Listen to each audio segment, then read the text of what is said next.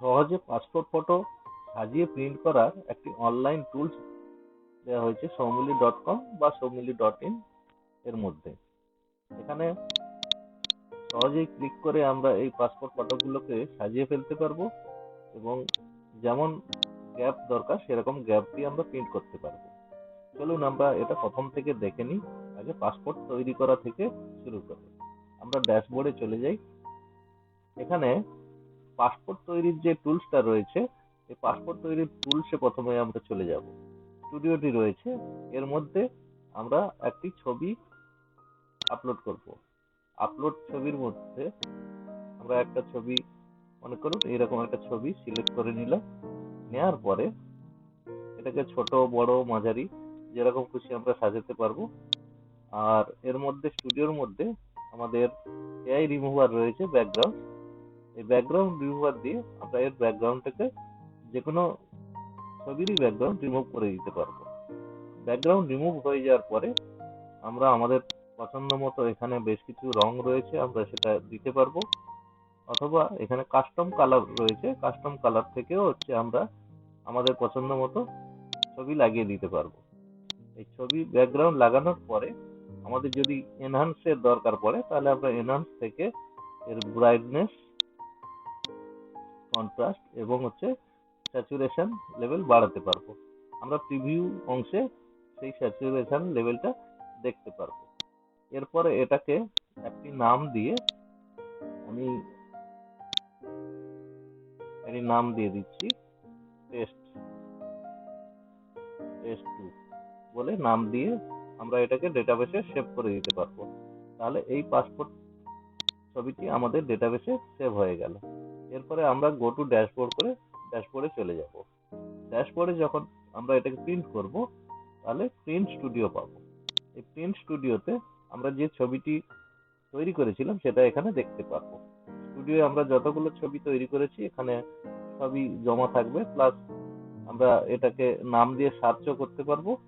নেওয়ার পরে আমাদের প্রিন্ট করতে গেলে যেটা লাগবে, প্রথমে পেপার সাইজ, আমরা কোন পেপারে এটা ছাপতে পারি।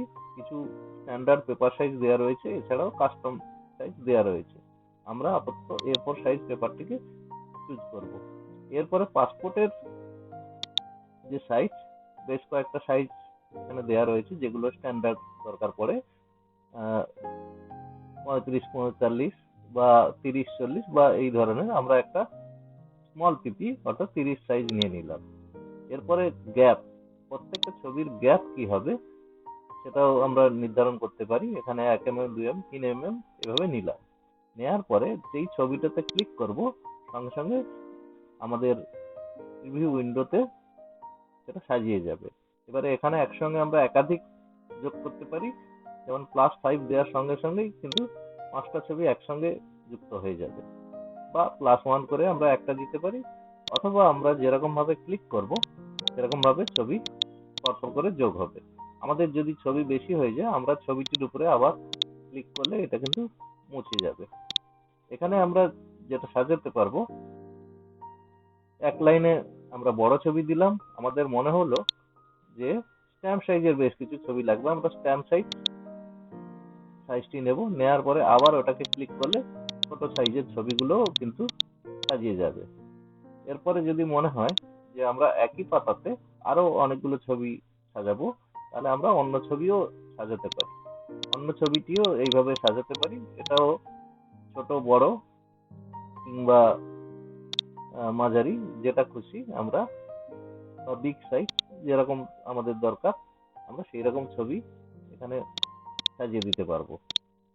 দিয়ে একসঙ্গে পুরো পাতাও আমরা সাজাতে পারি অথবা শুধু ওপরটুকুই সাজাতে পারি। এরপরে সাজানো হয়ে গেলে আমরা প্রিন্ট পিডিএফ ডাউনলোড করতে পারবো বা প্রিন্ট অপশনে চলে যাব। আমরা এখানে যেহেতু A4 সাইজ পেপার সিলেক্ট করেছি, আমরা যখন প্রিন্টে যাব, প্রিন্টে এখানে বলা রয়েছে ensure background graphics is on. আমাদের কিন্তু প্রিন্টে ব্যাকগ্রাউন্ড গ্রাফিক্সটা অন করতে হবে। যেমন এই পেজের ক্ষেত্রে কোনো ছবি দেখা যাচ্ছে না, শুধু ফ্রেমগুলো দেখা যাচ্ছে, অর্থাৎ এর ব্যাকগ্রাউন্ড ইমেজটা সেট করা নেই। আমরা মোর সেটিং অপশনে যাব। এখানে অপশন রয়েছে ব্যাকগ্রাউন্ড গ্রাফিক্স। এই ব্যাকগ্রাউন্ড গ্রাফিক্সটা যখনই অন করে দেব তখন কিন্তু সমস্ত ছবিগুলো স্ক্রিনের উপরে আসবে এবং এটাকে আমরা প্রিন্ট অপশন থেকে প্রিন্ট করতে পারবো। আমরা এটা পিডিএফ এ প্রিন্ট করতে পারি, কিংবা আমাদের যে প্রিন্টার রয়েছে সরাসরি আমরা এই প্রিন্ট অপশন দিয়েই কিন্তু প্রিন্ট করতে পারবো। আমরা যদি চাই এটাকে পিডিএফ মোডে সেভও করে রাখতে পারি। এটা পিডিএফ এ সেভ দিলে এটি ডাউনলোডের মধ্যে পিডিএফ এ সেভ হয়ে গেল। আমরা সেটা খুলে দেখতে পারি।